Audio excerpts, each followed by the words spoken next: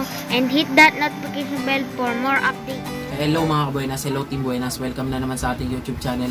And today's video, tuturo ko sa inyo kung paano magpalit, mag-adjust ng blade. At syempre, bago natin umpisahan yan, kung bago ka pa lang sa ating channel, huwag mo kakalimutan subscribe yung channel natin, click mo na rin yung bell button para updated ka sa mga bago nating video. At may nag-request kanina nito, pero actually maraming request nito, kaya ituturo ko sa inyo yung pag-adjust o pagpapalit ng ating blade ng ating overlock. So tara!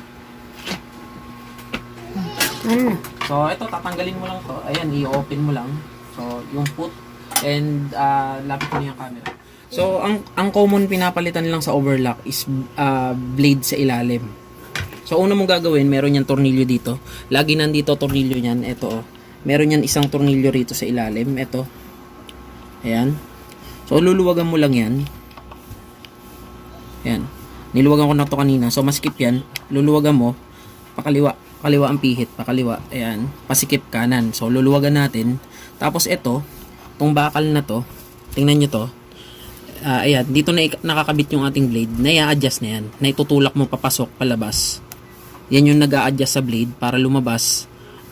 Para lumapad siya ng konti o papasok para makitid yung kain ng blade, no? So ayan, gagawin mo lang, ibabaon mo lang muna siya. Ayan, nakabaon.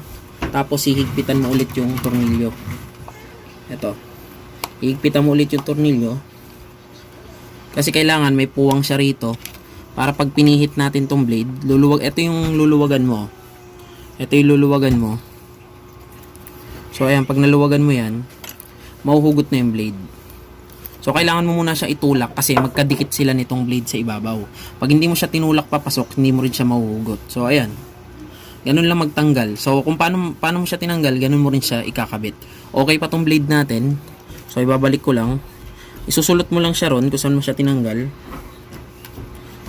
Tapos kailangan nakapantay siya sa ibabaw. So okay, masikip pa pala. Okay, luwagan ko pa ng konti. Ayun.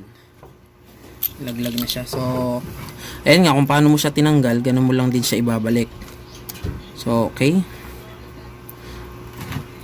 Dito, makikita mo sa ibabaw. Kita ba dito sa ibabaw? Makikita mo sa ibabaw kung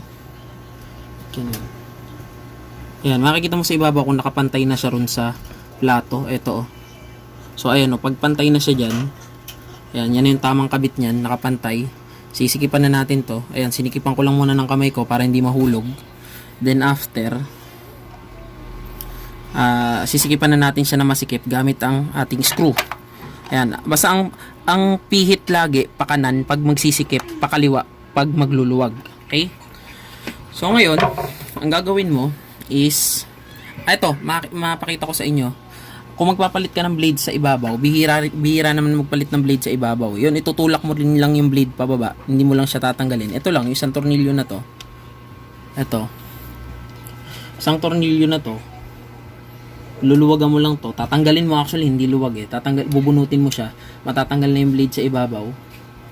Then, babalik mo lang siya ulit. Okay, pero bihira palitan ng ibabaw. May tawag dito eh. May kulay kasi yung ilalim nito, hindi to nahahasa. May kulay yung ilalim ng blade, no.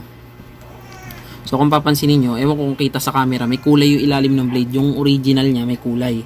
Yung huwag kayong bibili ng local kasi mabilis siya mapudpod, lalo na yung blade sa ibabaw. Blade sa ilalim, walang problema kahit local. Okay? So ngayon, mabalik na tayo doon, naikabit mo na yung blade sa ilalim. Luluwagan mo lang ulit to. Pagluwag, so syempre, itutulak natin siya pakanan. Eto, tingnan nyo to. Tingnan nyo to mabuti. Kita ba to, Bli? Eto. Ayan o, may puwang yan. Nagkapuwang yan.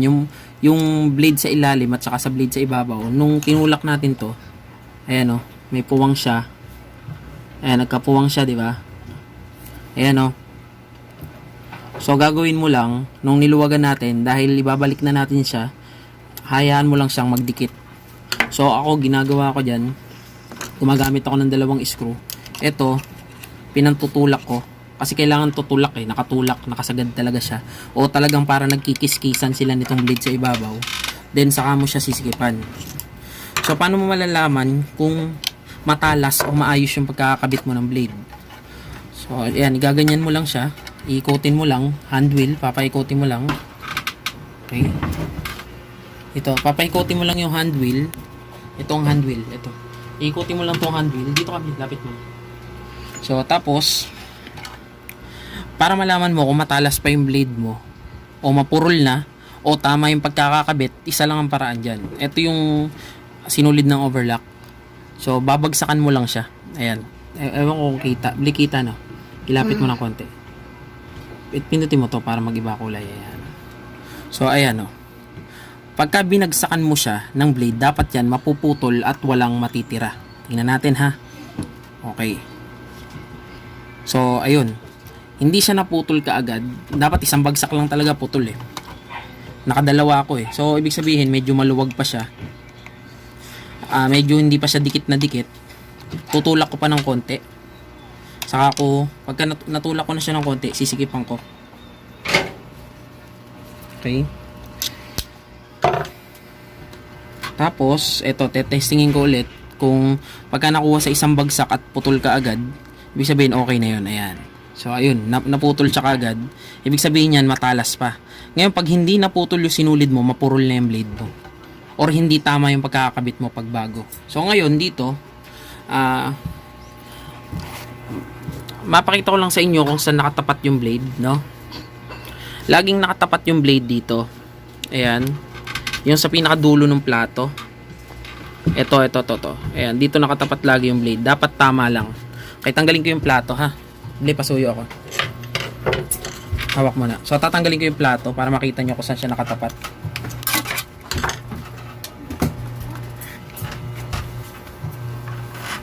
Kasi medyo mahirap i-forma yung camera. Papakita ko na lang kung saan nakatapat.